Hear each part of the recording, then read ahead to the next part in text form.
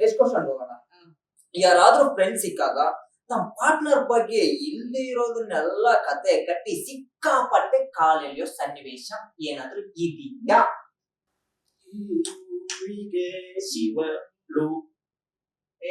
ಸುಮ್ನೆ ಇಲ್ಲ, ನಾನ್ ಕತೆ ಎಲ್ಲ ಕಟ್ಬಿಟ್ಟು ಸುಮ್ನೆ ಕಾಲ್ ಎಳಿಯಲ್ಲ. ಕಾಲ್ ಎಳಿತೀನಿ ಯೋಚನೆ. ಇವ್ರ ಫ್ಯಾಮಿಲಿ ಅವ್ರ ಜೊತೆ ಸೇರ್ಕೊಂಡೆ ಫುಲ್ ನಿಮ್ಗೆ ಏನ್ ಅನ್ಸುತ್ತೆ ಟೈಮ್ ಅಲ್ಲಿ? ನಿಮ್ಗೆ ಏನ್ ಅನ್ಸುತ್ತೆ?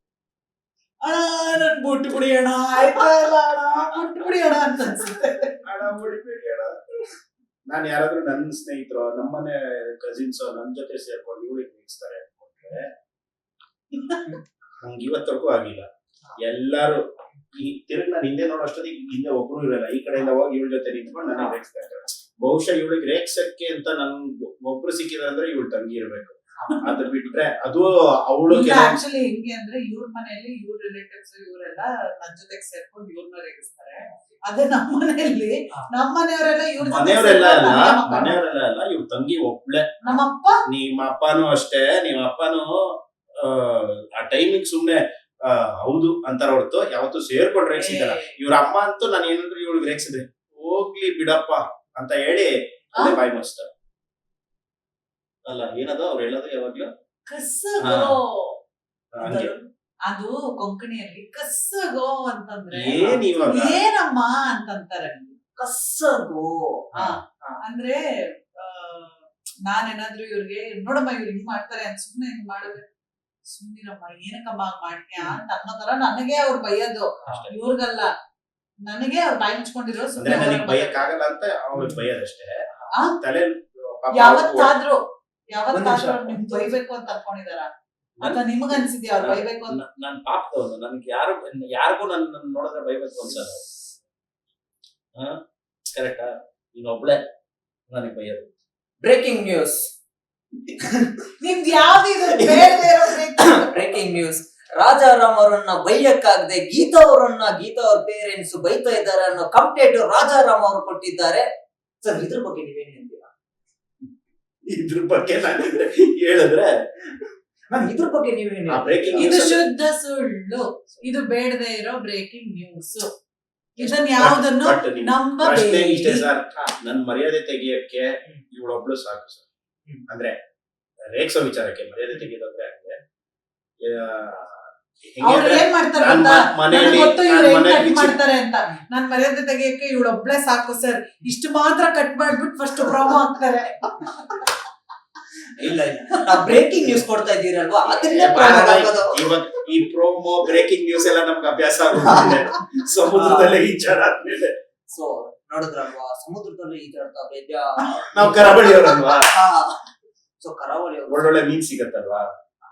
ಓಕೆ, ಒಂದು ಕ್ವಶನ್ ಐತಲ್ಲ, ಈ ಕ್ವಶನ್ ಬಂತು ಆನ್ಸರ್ ಸರ್ ನೀವೇ ಮಾಡ್ತೀರಾ? ಖಂಡಿತ.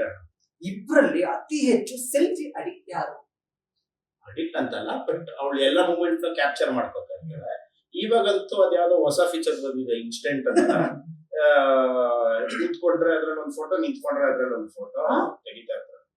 ಯಾಕೆ ಕ್ಯಾಪ್ಚರ್ ಮಾಡ್ಬೇಕು ನಾವು? ನಾನು ಅಡಿಕ್ಟ್ ಎಲ್ಲ ನಾನು ಹೇಳಿದೆ, ಫಸ್ಟ್ ಹೇಳಿದೆ ಅಡಿಕ್ಟ್ ಅಂಡ್ ಸೆಲ್ಫಿಗಳು ಕಡಿಮೆನೆ. ನಂಗೆ ಏನಂತಂದ್ರೆ ಏನಾದ್ರೂ ಚೆನ್ನಾಗಿರೋದು, ಇದು ಫ್ರೇಮ್ ಅಲ್ಲಿ ಸಕ್ಕತ್ತಾಗಿ ಕಾಣ್ತಿದೆಯಲ್ಲ, ಇದು ಚೆನ್ನಾಗಿ ಕಾಣ್ತಿದೆಯಲ್ಲ ತಕ್ಕಂತ ಕ್ಲಿಕ್ ಮಾಡ್ತೀನಿ, ಅದು ಇನ್ಸ್ಟೆಂಟ್ ಗೆ ಅಪ್ಲೋಡ್ ಆಗುತ್ತೆ ಅಷ್ಟೇ. ಹಂಗಂತ ಅಡಿಕ್ಟ್ ಕೂತ್ರೆ ಫೋಟೋ ತೆಕೊಂಡು ಹಾಕೋತೀನಿ ಅಷ್ಟೆಲ್ಲ ಸೀನ್ ಇಲ್ಲ. ಇವ್ರು ಸ್ವಲ್ಪ ಅದನ್ನ ಬಿಡ ಚಡಕ್ಕೆ ಹೇಳ್ತಿದ್ದಾರೆ. ಓಕೆ, ಹಂಗಂದ್ರೆ ಇವಾಗ ನಾವು ಕೆಲವು ಮೂಮೆಂಟ್ಸ್ ನ ಕ್ಯಾಪ್ಚರ್ ಮಾಡ್ತೀವಲ್ಲ, ಸೊ ಇಟ್ಸ್ ನಮ್ಗದು ಮೆಮೊರೀಸ್. ಸೊ ಆತರ ಮೆಮೊರೀಸ್ ನಾವು ಮಾತ್ರ ಇಟ್ಕೋಬೇಕು. ನೆಕ್ಸ್ಟ್ ಯಾವಾಗಾದ್ರೂ ನಾವು ಫೋನ್ ತೆಗೆದು ನೋಡ್ತಾ ಇರ್ಬೇಕಾದ್ರೆ ಇದೆಷ್ಟು ಚೆನ್ನಾಗಿತ್ತಲ್ಲ, ಈ ಮೆಮೊರಿ ಎಷ್ಟು ಚೆನ್ನಾಗಿತ್ತಲ್ಲ. ಬಟ್ ನಿಜ ಹೇಳ, ನಾವ್ ಕ್ಯಾಪ್ಚರ್ ಮಾಡುವಂತ ಮೆಮೊರೀಸ್ ಎಷ್ಟು ಬ್ಯೂಟಿಫುಲ್ ಆಗಿರುತ್ತೋ, ನಾವ್ ಕ್ಯಾಪ್ಚರ್ ಮಾಡದೇ ಇರೋ ಬ್ಯೂಟಿಫುಲ್ ಮೆಮೊರೀಸ್ ಇದೆಯಲ್ಲ, ಅದು ತುಂಬಾ ಬ್ಯೂಟಿಫುಲ್ ಆಗಿರುತ್ತೆ. ಏನಕ್ಕೆ ಅಂದ್ರೆ ನಾವು ಆ ಮೊಮೆಂಟ್ ಅಲ್ಲಿ ಎಷ್ಟು ಮುಳುಗೋಗಿರ್ತೀವಿ ಅಂದ್ರೆ ಅದನ್ನ ಕ್ಯಾಪ್ಚರ್ ಮಾಡೋದನ್ನೇ ಮರ್ತೋಗಿರ್ತೀವಿ ಅಂತ. Those are the actual most beautiful memories. But ನನಗೆ ಈ ತರ ಎಲ್ಲಾದ್ರೂ ಶೂಟ್ ಹೋಗಿದೀವಿ, ಎಲ್ಲ ನಾವು ಮೀಟ್ ಮಾಡಿದೀವಿ, ಈ ತರದ್ ಏನಾದ್ರೂ ಒಂದಿದೆ ಅಂತಂದ್ರೆ ನಾನು usually I click at least 2 or 3 pictures and keep it for my own memory. ನಾನು ಯಾವಾಗಾದ್ರೂ ಒಂದಿಷ್ಟು ವರ್ಷ ಕಳೆದ್ಮೇಲೆ ಮತ್ತೆ ಸ್ಕ್ರೋಲಿಂಗ್ ಥ್ರೂ ದೋಸ್ ಪಿಕ್ಚರ್ಸ್, ಅವತ್ತಿ ತರ ಆಗಿತ್ತಲ್ಲ ಅಂತ ಅದೊಂದು ಸ್ಮೈಲ್ ಬರ್ಸುತ್ತಲ್ಲ ಮುಖದಲ್ಲಿ, ಅದಕ್ಕೋಸ್ಕರ. ಆದ್ರೆ ಇವ್ ಕೆಲವೊಂದು ಮೆಮೊರೀಸ್ ನ ಕ್ಯಾಪ್ಚರ್ ಮಾಡಬೇಕು ಸರ್. ಇವ್ರು ಕೆಲವೊಂದು ಮೆಮೊರೀಸ್ ನ ಕ್ಯಾಪ್ಚರ್ ಮಾಡೋದು ಏನಕ್ಕೆ ಅಂದ್ರೆ ನಮ್ ಸ್ನೇಹಿತರಿಗೋ ಅಥವಾ ಬೇರೆ ನಮ್ಮ ಕಸಿನ್ಸ್ಗೋ ಅಥವಾ ನಮ್ಮ ಫ್ಯಾಮಿಲಿ ಅವ್ರು ಯಾರೋ ತೋರಿಸ್ಬಿಟ್ಟು ನೋಡಿ ಹೆಂಗಿರ್ತಾರೆ ಇವರು ಅಂತ ತೋರಿಸ್ತಾರೆ. ಅದು ಮೆಮರೀಸ್ ಅಲ್ಲ, ಅದು ಮಕ್ಕರ್ ಮಾಡಕ್ಕೆ ಅಂತ ತೆಗ್ದಿರೋ ಫೋಟೋಸ್. ಸೊ ಈ ಕ್ವಶನ್ ಕೇಳ್ತೀನಿ, ಪಾರ್ಟ್ನರ್ ಸೀರಿಯಸ್ ಆಗಿ ಬೈದಾಗ ಅದನ್ನ ಕಾಮಿಡಿ ಅಂತ ತಗೊಂಡು ನಕ್ಕಿ ಜಗಳನ್ನ ಇನ್ನೂ ಜಾಸ್ತಿ ಮಾಡೋದು ಯಾರು? ಸತ್ಯವಾಗ್ಲೂ ಈ ಕಾಂಪ್ಲಿಕೇಟೆಡ್ ಸಿಚುವೇಶನ್ ಅಲ್ಲಿ ನಾನು ಕಾಂಪ್ಲಿಕೇಟೆಡ್ ಆಗಿದ್ರೆ ಇನ್ನ ಜಾಸ್ತಿ ಆಗುತ್ತೆ ಅನ್ನೋ ಕಾರಣಕ್ಕೆ ನಾನು ನಗಾಡ್ಕೊಂಡು ಏನೇನೋ ವಿಚಿತ್ರ ಬೇಡದಿರ ಎಲ್ಲೋ ಟಾಪಿಕ್ ತಗೊಂಡು ಹೋಗ್ತೀನಿ. ಬಟ್ ಮೇಡಮ್ ಹೌದು, ಸೀರಿಯಸ್ ಆಗಿ ಏನೋ ಒಂದು ವಿಚಾರನ ಒಬ್ರ ಹತ್ರ ಎಸ್ಪೆಷಲಿ ಪಾರ್ಟ್ನರ್ ಅನ್ನೋರ ಹತ್ರ ಶೇರ್ ಮಾಡ್ಕೊತಾ ಇರ್ಬೇಕಾದ್ರೆ ಆ ಮನುಷ್ಯ ಜೋಕರ್ ತರ ಆಡಿದ್ರೆ ಯಾರಿಗ್ ಸಿಟ್ಟು ಬರಲ್ಲ ಹೇಳಿ? ಕೇಳಿಸ್ಕೋಬೇಕು, ರಿಯಾಕ್ಟ್ ಮಾಡಕ್ ಇಷ್ಟ ಇಲ್ಲ ಅಂದ್ರೆ ಬಾಯ್ ಮುಚ್ಕೊಂಡಿರ್ಬೇಕು. ಅದು ಬಿಟ್ಟು ಜೋಕರ್ ತರ ಆಡಿದ್ರೆ ಸಿಟ್ಟು ಬರುತ್ತಾ ಇಲ್ಲ? ಅಷ್ಟೇ ಅಷ್ಟೇ ಅಷ್ಟೇ ಅಷ್ಟೇ ಇಷ್ಟೇ ಹೇಳಕ್ ಇಷ್ಟಪಡ್ತೀನಿ ಫ್ರೆಂಡ್ಸ್. ಎಸ್. ಸೊ ಇವಾಗ ನಮ್ದು ನೆಕ್ಸ್ಟ್ ರೌಂಡ್. ಇವಾಗ ನಮ್ ಶೋನ ಮೋಸ್ಟ್ ಡೇಂಜರಸ್ ಹಾಗೂ ಮೋಸ್ಟ್ ಫನ್ನಿ ರೌಂಡ್ ಗೆ ವೆಲ್ಕಮ್. ಡೇಂಜರಸ್ ಫನ್ನಿ ಡಿಸೈಡ್ ಎರಡು ಇರುತ್ತೆ ಮಿಕ್ಸ್ ಅಂದ್ರೆ ನಿನಗ್ ಫನಿ ನಿನಗ್ ಡೇಂಜರಸ್ ಅಷ್ಟೇ. ಸೊ ಈ ರೌಂಡ್ ಹೆಸರು ನಿಂಗೆ ಹಾಕ್ಬೇಕದು. Welcome to the round sir. ನಿಂಗೆ ಹಾಕ್ಬೇಕು ಸರ್. ಇನ್ನ ಶುರು ಮಾಡಿಲ್ಲ, ಶುರು ಮಾಡೋಣ. ಸೊ ಇಲ್ಲಿ ನಾನು ಕೇಳೋ ಪ್ರಶ್ನೆಗಳಿಗೆ ನೀವು ಉತ್ತರ ಕೊಡ್ಲೇಬೇಕು. ಅದ್ರೊಳಗಡೆ ನಾನು ಕೇಳೋ ಪ್ರಶ್ನೆಗೆ ಕೇಳಿಸ್ಕೊಂಡು ನನ್ನ ಮೇಲೆ ನಿಮ್ಗೆ ಕೋಪ ತುಂಬಾನೂ ಬರ್ಬೋದು. ಕಂಟ್ರೋಲ್ ಮಾಡ್ಕೊಂಡು ನಗ್ನಗ್ತಾ ಆನ್ಸರ್ ಮಾಡ್ತೀವಿ. ಓಕೆನಾಕ? ರೆಡಿನಾ? ಯೋಚನೆ ಮಾಡ್ತೀನಿ. ಕೇಳಿ ಕೇಳಿ. ಹಾ, ನಿಮ್ಮಿಬ್ಬರ ಮಾಜಿ ಲವರ್ ಫೋಟೋನ ಇನ್ನೂ ಡಿಲೀಟ್ ಮಾಡದೆ ಕತ್ತು ಮುಚ್ಚಿ ನೋಡ್ತಿರೋದು ಯಾರು? ನಿಂಗೆ ಅದೇ ನಾನು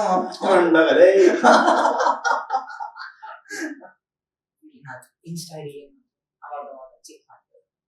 ಹಂಗಂದ್ರೆ ನಿಮ್ಮಿಬ್ರಿಗೂ ಮಾಜಿ ಲವರ್ಸ್ ಅಲ್ಲ, ನಾನು ಈ ನನ್ ಮದ್ವೆ ಆಗಿರೋ ಗಂಡನ್ನೇ ನಾನು ಮದ್ವೆ ಆಗೋಕ್ಕಿಂತ ಮುಂಚೆ 2 ತಿಂಗಳಿಗೆ ಒಂದ್ಸತಿ ಬ್ಲಾಕ್ ಮಾಡ್ತಿದ್ದೆ. ಅಂತದ್ರಲ್ಲಿ ಇವಾಗ ಯಾರಾದ್ರೂ ಹಳೆ ಲವರ್ ಹೊಸ ಲವರ್ ಮಾಡ್ಕೊಳಕಾಯ್ತದ? ನನಗ್ ಬೇಡದೇ ಇರೋ ಎಲ್ರು ಬ್ಲಾಕ್. ಸರ್ ನಿಮ್ಗೇನು ಹಳೆ ಲವರ್ ಇಲ್ವಾ? ಗರ್ಲ್ ಫ್ರೆಂಡ್ ಇಲ್ವಾ? ಕ್ರಶ್ ಇಲ್ವಾ? ಇಲ್ಲ, ಕ್ರಶ್ ಇಲ್ವಾ? ಅಣ್ಣ ಅಷ್ಟು ಪುರ್ಸತ್ ನಮ್ ಇಬ್ರಿಗೂ ಇರ್ಲಿಲ್ಲ ಅಣ್ಣ ಮುಂಚೆ. ಅವ್ರ ಕ್ರಶ್ ಇದೆ. ಯಾವ ಕ್ರಶ್ ಬೇಕು ಹೇಳಿ? ವನಿಲಾ ಕ್ರಶ್, ಮ್ಯಾಂಗೋ ಕ್ರಶ್, ರಾಗಿ ಕ್ರಶ್. ಹೊಸದಾಗಿ ರಾಗಿ ಕ್ರಶ್ ಇದೆ, ಸಕ್ಕದಾಗಿದೆ. ಟ್ರೈ ಮಾಡಿ, ಇವಾಗ ಹೋಗ್ತಾ ಟ್ರೈ ಮಾಡ್ಬಿಟ್ಟು. ಹಂಗೆ ಮಾಡೋ ಕೆಲಸ ಮಾಡಕ್ಕೆ ಪುರ್ಸತ್ ಇರ್ಲಿಲ್ಲ. ಇನ್ ಕ್ರಶ್ ಲವ್ ಮಾಡಕ್ಕಂತ ಇವ್ರ ಕ್ರಶ್ ಬಿಡಿ, ಬ್ರಷ್ ಮಾಡ್ತಿರ್ಲಿಲ್ಲ. ಸೊ ಎರಡನೇ ಕ್ವಶನ್, ಮದ್ವೆ ಆದ್ಮೇಲೆ ಲೈಫ್ ಫುಲ್ ಬೋರ್ ಹೊಡಿತಿದೆ ಅಂತ ಒಳಗೊಳಗಡೆ ಫೀಲ್ ಆಗ್ತಿರೋದು ಏನಾದ್ರು ಇದೆಯಾ? ಇಲ್ಲ, ಅದಕ್ಕೆ ಟೈಮ್ ಸಿಗ್ತಾ ಇಲ್ಲ. ಯಾವಾಗ್ಲೂ ಬೋರ್ ಅನ್ಸಿಲ್ವಾ? ಮಜಾ ಇರುತ್ತೆ ಸರ್. ಮಜಾ ಇರುತ್ತೆ. ನನಗೆ ಆಕ್ಚುಲಿ ಒಂದೊಂದ್ಸತಿ ಬೋರ್ ಅನ್ಸುತ್ತೆ. ಯಾವಾಗಂದ್ರೆ ಇವ್ರು ಕೆಲಸ ಹೋಗಿರ್ತಾರೆ, ಮನೇಲಿ ಯಾರು ಒಬ್ಬರೇ ಕೂತಿರ್ತೀನಿ. ಅವಾಗ ನನಗೂನು ಏನು ಬಿಸಿ ಇಲ್ಲದೆ ನಾನು ಕೆಲಸ ಇಲ್ಲದೆ ಕೂತಿರ್ತೀನಿ. ಅಂತ ಟೈಮಲ್ಲಿ ಒಂದೊಂದ್ಸತಿ ಒಂಚೂರು ಬೋರ್ ಅನ್ಸುತ್ತೆ. ಬಟ್ ನಾನು ಅದನ್ನ ಎಂಜಾಯ್ ಮಾಡ್ತೀನಿ. ಏನಕ್ಕೆ ಅಂತಂದ್ರೆ ನಾನು ಒಬ್ಬಳೇ ಇರೋದಕ್ಕೆ ಇಷ್ಟಪಡ್ತೀನಿ. ಸೊ ನನಗೆ ಬೋರ್ಡಮ್ ಇದೆಯಲ್ಲ, ಅದನ್ನು ನಾನು ಎಂಜಾಯ್ ಮಾಡುವಂತ ಕ್ಯಾಟಗರಿ ನಾನು. ಸೊ ನನಗೆ ಬೋರ್ ಅನ್ಸುತ್ತೆ ಅನ್ಸಿಲ್ಲ, ಒಂಚೂರು ಅನ್ಸಿಲ್ಲ. ಒಂಚೂರು ಅನ್ಸಿಲ್ಲ. ಹಳೆ ಲವ್, ಹೊಸ love, present love, past love ಎಲ್ಲ ಇವ್ರೆ ಅಷ್ಟೇ. ಸರ್ ಮೊದಲು ಸ್ವತಂತ್ರ ಇದ್ದಾರೆ ಅಂದ್ರೆ ಏನೋ ಒಂದಿದೆ ಇದೆ. ಇಲ್ಲ, ನನ್ಗೆ ಆಕ್ಚುಲಿ ನನ್ನ ಒಬ್ಬ ಪ್ರಿಯತಮನ ನಾನು ಈಗ್ಲೂ ತುಂಬಾ ಪ್ರೀತಿಯಿಂದ ಹೋಗಿ ತಪ್ಕೋತೀನಿ, ಮುತ್ಕೊಡ್ತೀನಿ, ಮಾತಾಡಿಸ್ತೀನಿ, ಅವನ ಜೊತೆ ಟೈಮ್ ಸ್ಪೆಂಡ್ ಮಾಡ್ತೀನಿ. ನನಗೆ ಇವ್ರಿಗಿಂತ ಅವನೇ ಜಾಸ್ತಿ ಇಷ್ಟ. ಅವ್ರ ಮನೇಲಿರೋ ಒಂದು ಬೇಕು ಅಷ್ಟೇ. ಅವನು ನನ್ನ ಫಸ್ಟ್ ಲವ್. ಸೊ ನಾನು ಅದಕ್ಕೆ ಆಲ್ವೇಸ್ ಲವ್. ಆಗಿದ್ರು ನಾನು ಅದಕ್ಕೊಂದು ಅವಕಾಶ ಕೊಡ್ತೀನಿ. ಸೊ ನಾನು ಯಾವ್ದೇ ಕಾರಣಕ್ಕೂ ಆ ಒಂದು ವಿಚಾರದಲ್ಲಿ ನಾನು ವಾಟ್ಸ್ಆಪ್ ಅಲ್ಲೂ ಡಿಪಿ ಅವನ ಜೊತೆಗೆ ಇರೋ ಫೋಟೋ ಹಾಕೊಂಡಿದ್ದೀನಿ. ಎಲ್ಲಾ ಕಡೆ ಅವನ ಜೊತೆಗೆ ಇರೋ ಫೋಟೋ ಹಾಕೊಳ್ಳೋದಕ್ಕೆ ಇಷ್ಟಪಡ್ತೀನಿ. ಅವನ ಜೊತೆ ಇದ್ರೆ ನಾನು ಯಾವಾಗ್ಲೂ ಖುಷಿಯಾಗಿರ್ತೀನಿ. ಅವನ ಜೊತೆಗೆ ಒಂದಿನನೂ ನನಗ್ ಬೇಜಾರ್ ಅನ್ಸಲ್ಲ, ಒಂದು ಕ್ಷಣನೂ ಅವ್ನ ನನ್ನ ಅರ್ಥ ಮಾಡ್ಕೊಳಲ್ಲ ಅನ್ಸಲ್ಲ. ಅವ್ನ್ ಪ್ರತಿ ಸತಿ ನಾನು ಬೇಜಾರಾಗಿದ್ದಾಗ್ಲೂ ಬಂದ್ಬಿಟ್ಟು ನನ್ಗೆ ಅವನೇ ಸಮಾಧಾನ ಮಾಡೋದು ಫಸ್ಟ್. ನನ್ನ ದೌರ್ಭಾಗ್ಯ ಏನಂದ್ರೆ ಇನ್ನ ಯಾವ್ದೋ ಹೆಣ್ಬೇಕು ಸಿಕ್ಕಿಲ್ಲ. ಸೊ ಪ್ರೇಯಸಿ ಯಾರು ಇಲ್ಲ, ಇವಳೇ ಮೊದಲನೇ ಪ್ರೇಯಸಿ. ನನಗೆ ಹೆಣ್ಬೇಕು ಸಿಕ್ಕಿದ್ರೆ ಬಹುಶಃ ಅವಳು ಬೇಕು ಮೊದಲೇ ಪ್ರೇಯಸಿ. ಅವಳು ಗಂಡ್ಬೇಕು ಸಿಕ್ಕಿದೆ, ಪ್ರಿಯತಮ. ನನಗೆ ಹೆಣ್ಬೇಕು ಸಿಕ್ಕಿಲ್ಲ, ಪ್ರಿಯತಮೆ ಸಿಗ್ಲಿಲ್ಲ. ಇಲ್ಲ, ಇವ್ರು ಅಷ್ಟು ನಂತರ ಕ್ಯಾರೆಕ್ಟರ್ಸ್ ಅಲ್ಲ. ನಾನು ಫುಲ್ ಅಂದ್ರೆ ಫುಲ್ ಆನ್ ಕ್ಯಾಟ್ ಪರ್ಸನ್ ನಾನು. ನನ್ನ ಹತ್ರ ಇರೋ ಪುಚ್ಚು ಅಂತ ನಾನು ಕರೆಯೋದು. ತುಳುವಲ್ಲಿ ಬೆಕ್ಕನ್ನ ಪುಚ್ಚೆ ಅಂತಾರೆ. ಹುಚ್ಚೆ ನಾನು ಅವನ್ನ ಪುಚ್ಚು ಅಂತ ಕರೀತೀನಿ. ಹುಚ್ಚು. ಸೊ ಅವ್ನು ನನಗೆ ನನ್ನ ಲೈಫ್ ಅಲ್ಲಿ ಒಂದು ತುಂಬಾ ಲೋವೆಸ್ಟ್ ಮೊಮೆಂಟ್ ಅಲ್ಲಿ ನಾನು ಇದ್ದಾಗ ಅವ್ನು ನನಗೆ ದೇವಸ್ಥಾನದ ಹೊರಗಡೆ ಸಿಕ್ಕಂತ ಬೆಕ್ಕು. ಅವನು ಸ್ಟ್ರೇ ಕ್ಯಾಟ್. ಅವನ್ನ ಮನೆಗೆ ಕರ್ಕೊಂಡ್ಬಂದು ಸಾಕೊಂಡಿದ್ದೀನಿ. ಸೊ ಎಷ್ಟು ಸ್ಪಂದಿಸ್ತಾನೆ ಅಂತಂದ್ರೆ, ಬೇಜಾರಾಗಿದ್ರೆ ಕಾಲ್ ಮೇಲೆ ಬಂದು ಕೂತ್ಕೊಂಡು ಈ ಸ್ಟಾರ್ಟ್ಸ್ ಅಂತೊಂದು ಪರ್ರಿಂಗ್ ಮೆಷಿನ್ ತರ ಸ್ಟಾರ್ಟ್. ಆ ಪರ್ರಿಂಗ್ ಅಲ್ಲಿ ಹೀಲಿಂಗ್ ಫ್ರೀಕ್ವೆನ್ಸೀಸ್ ಇರುತ್ತಂತೆ. ಬೆಕ್ಕುಗಳು ನಮ್ ಜೀವನಕ್ಕೆ ಎಂಟ್ರಿ ಕೊಟ್ಟಿದೆ ಅಂತಂದ್ರೆ ನಮ್ಮಲ್ಲಿರೋ ಏನೋ ಒಂದು ನೆಗೆಟಿವಿಟಿನ ಕಳೆಯೋದಕ್ಕೆ ಬೆಕ್ಕುಗಳು ನಮ್ ಜೀವನಕ್ಕೆ ಬರ್ತವೆ ಅನ್ನೋ ಅಂತ ಒಂದು ಥಿಯರಿ ಇದೆ. ಸೊ ಬೆಕ್ಕುಗಳು ತುಂಬಾ ಅಂದ್ರೆ ಇವಾಗ ತುಂಬಾ ಜನ ನಾಯಿಯಷ್ಟು ಬೆಕ್ಕು ಇದಿರೋದಿಲ್ಲ, ಏನು ಲಾಯಲ್ ಇರೋದಿಲ್ಲ, ನಾಯಿಯಷ್ಟು ಅದಕ್ಕೆ ಫೀಲಿಂಗ್ಸ್ ಇರೋದಿಲ್ಲ ಅಂತೆಲ್ಲ ಅಂತಾರೆ. ಖಂಡಿತವಾಗ್ಲೂ ಇಲ್ಲ, ಬೆಕ್ಕಿಗೂ ಅಷ್ಟೇ ಪ್ರೀತಿ ಅಷ್ಟೇ ಲಾಯಲ್ಟಿ ಇದೆ. ಅಂಡ್ ಒಂದ್ಸತಿ ಊಟ ಹಾಕಿದ್ರೆ ಸಾಕು ನೆನ್ಪಿಟ್ಕೊಂಡು ವಾಪಸ್ ಬರುತ್ತೆ. ಸೊ ಆ ತರದ ಫ್ರೆಂಡ್ಸ್ ನಮಗ್ ಜೀವನದಲ್ಲಿ ಬೇಕು. ಆ ತರದೊಂದು ಬಾಂಡಿಂಗ್, ಆ ತರದೊಂದು ರಿಲೇಶನ್ಶಿಪ್ ಬೇಕು. So I am lucky to have Puchu in my life. Sir ಈ ಪ್ರಶ್ನೆ ನಿಮ್ಗೆ, ಬಟ್ ಆನ್ಸರ್ ನೀವು ಹೇಳ್ಬೋದು, ಓಕೆನಾ? ಮದುವೆ ಆದ್ಮೇಲೆ ಫ್ರೆಂಡ್ಸ್ ಜೊತೆ ಬ್ಯಾಚುಲರ್ ಪಾರ್ಟಿ ಮಾಡೋಕೆ ಸುಳ್ಳು ಕತೆ ಕಟ್ಟಿ ಎಸ್ಕೇಪ್ ಆಗಿರೋ ಸಂದರ್ಭ? ಇಲ್ಲ, ಸುಳ್ಳು ಹೇಳಲ್ಲ. ನಾನು ಯಾವತ್ತೂ ಹೋಗಿಲ್ಲ ಆ ತರ. ನನ್ನ ಫ್ರೆಂಡ್ಸ್ ನ ಮೀಟ್ ಮಾಡೋದಕ್ಕೆ ಅಂತ ಹೋಗ್ತೀನಿ, ಇವರು ಮೀಟ್ ಮಾಡೋದಕ್ಕೆ ಅಂತಾನೆ ಹೋಗ್ತಾರೆ ಪಾರ್ಟಿ ಮೀಟಿ. ಸುಳ್ಳು ಹೇಳೋ ಅವಶ್ಯಕತೆ ಇಲ್ಲ, ಅವ್ರು ಇರೋದನ್ನೇ ಹೇಳ್ಬಿಟ್ಟು ಹೋಗ್ತಾರೆ. ನನಗೂ ಆಗ್ಲಿ ಅವ್ರಿಗೂ ಆಗ್ಲಿ ಸುಳ್ಳು ಹೇಳೋ ಅವಶ್ಯಕತೆ ಇಲ್ಲ, ನಾವ್ ಹೇಳೋದು ಇಲ್ಲ. ಸುಳ್ಳು ಹೇಳ್ಬೇಕು ಅಂದ್ರೆ ಕತೆ ಮೇಲೆ ಕತೆ ಕಟ್ಬೇಕು, ಅದ್ರ ಬಗ್ಗೆ ನಿಜ ಹೇಳಿದ್ರೆ ಸಾಕಲ್ವಾ? ಏನ್ ಆ ಮೂಮೆಂಟ್ಗೆ ನಾನು ಅವಳು ಕನ್ವಿನ್ಸ್ ಮಾಡ್ಬೇಕು ಅಥವಾ ಅವಳು ನನಗೆ ಕನ್ವಿನ್ಸ್ ಮಾಡಿ ಹೋಗ್ತಾರೆ ಅಷ್ಟೇ. Super sir. Sir next question, partner ಮೈ ಮೇಲೆ ಕೈ ಹಾಕಿ ಮಲಗಿದ್ರೆ ದೂರ ಹೋಗು, ಸಖತ್ ಶೆಕೆ ಆಗ್ತಿದೆ ಅಂತ ತಳ್ಳೋದು ಯಾರು? ನಾವು ತಳ್ಳಲ್ಲ. ಯಾಕೆ ಗೊತ್ತಾ ಸರ್? ನಾವು ಆಲ್ರೆಡಿ ಆ ಕಡೆ ಈ ಕಡೆನೆ ಇಲ್ಲ ಸರ್, ಫ್ಯಾನ್ 5ನೇ ನಂಬರಲ್ಲಿ ಫ್ಯಾನ್ ಓಡ್ತಾ ಇರುತ್ತೆ. ಸೊ ನಮಗೆ ಶೆಕೆ ಆಗದೇ ಇಲ್ಲ. ಕರೆಂಟ್ ಹೋಯ್ತು, ಕರೆಂಟ್ ಹೋದ್ರೆ ನಾನೇ ಗಾಳಿ ಬೀಸ್ತಾ ಯಪ್ಪ. ಆ ರಿಯಾಕ್ಷನ್ ನೋಡಿದ್ರ ಸರ್? ನೋಡ್ಲಿಲ್ಲ. ಆ ರಿಯಾಕ್ಷನ್ ನೋಡಿರ್ಬೇಕು, ಈಗ ಆನ್ಸರ್ ಸಿಗ್ತಾ ಇತ್ತು. ಸೊ ಇನ್ನೊಂದು ಕ್ವಶನ್ ಹೋಗೋಣ ಮ್ಯಾಮ್. ಇಬ್ರಲ್ಲಿ ಮದುವೆ ಲೇಟ್ ಆಗಿ ಆಗ್ಬೇಕಿತ್ತಪ್ಪ ಅಂತ ಈಗ ಸೀಕ್ರೆಟ್ ಆಗಿ ಪಶ್ಚಾತ್ತಾಪ ಪಡ್ತಿರೋದು ಯಾರು? ಪಶ್ಚಾತ್ತಾಪ ಪಡ್ತಾ ಇಲ್ಲ, ಯಾಕಂದ್ರೆ ನಾವು ಆಲ್ರೆಡಿ ಲೇಟ್ ಆಗಿ ಮದುವೆ ಆಗಿರೋದು. ಸೊ ಪಶ್ಚಾತ್ತಾಪ ಏನ್ ಪಡೋ ಅವಶ್ಯಕತೆ ಇಲ್ಲ. ಇವಾಗ ಏನ್ ಮದುವೆ ಆಗಿದೀವಿ, ಕರೆಕ್ಟ್ ಆಗಿ ಲೆಕ್ಕದಲ್ಲಿ ಕರೆಕ್ಟ್ ಆಗಿ ಇನ್ನೊಂದ್ 2-3 ವರ್ಷ ಲೇಟ್ ಆಗಿ ಮದುವೆ ಆಗಿದ್ದೀವಿ. ಸೊ ಪಶ್ಚಾತ್ತಾಪ ಪಡ್ತಿಲ್ಲ ನಾನು. ಬಟ್ ಯಾಕೆ ಬೇಕಿತ್ತು ಮದುವೆ ಎಲ್ಲ ಅನ್ನೋದನ್ನ ಮುಂಚೆಯಿಂದನೂ ಆ ಫೀಲಿಂಗ್ ಏನೋ ಒಂಥರ ಅಪ್ಪ ಅಮ್ಮ ಜೊತೆಗೆ ಇದ್ಬಿಡ್ಬೇಕು, ಮದ್ವೆ ಆಗೋದಕ್ಕೆ ಇಷ್ಟ ಇಲ್ಲ ಅನ್ನೋ ತರದ ಫೀಲಿಂಗ್. ನನಗೂ ಆ ಫೀಲಿಂಗ್ಸ್ ಇತ್ತು ಮುಂಚೆ, ಬಟ್ ಇವ್ಳು ಸಿಕ್ಕಿದ್ಮೇಲೆ ಬಹಳ ಖುಷಿ ಆಗೋಯ್ತು. ನಿಜವಾಗ್ಲೂ ಇನ್ನೂ 2 ವರ್ಷ ಮುಂಚೆನೆ ಮದ್ವೆ ಆಗ್ಬೇಕಾಗಿತ್ತು ಅಂತ ಇವಾಗ ಫೀಲಿಂಗ್ ಇದೆ. ಬಟ್ ನಂಗೆ ಇವಾಗ್ಲೂ ಅಂದ್ರೆ ಯಾವ್ದೇ ಹೆಣ್ಮಕ್ಳಿಗಾದ್ರೂ ಮದ್ವೆ ಆದ ತಕ್ಷಣ ಅಪ್ಪ ಅಮ್ಮನ ಬಿಟ್ಟು ಇನ್ನೊಂದ್ ಕಡೆ ಇರ್ಬೇಕು ಅಂದ ತಕ್ಷಣ ಮೊದಲನೇ ರೌಂಡ್ ಮುಗ್ದೋಗಿತ್ತು, ಸತ್ಯವನ್ನ ಹೇಳುತ್ತೇನೆ. ಹಂಗಾಗಿ ಇವಾಗ ಸುಳ್ಳು ಹೇಳಿಲ್ಲ, 2 ವರ್ಷ ಮುಂಚೆನೆ ಮದ್ವೆ ಆಗ್ಬೇಕಾಗಿತ್ತು ಅಂತ. ಪರವಾಗಿಲ್ಲ, ಇದು ಸತ್ಯ ಮ್ಯಾಮ್. ಸತ್ಯ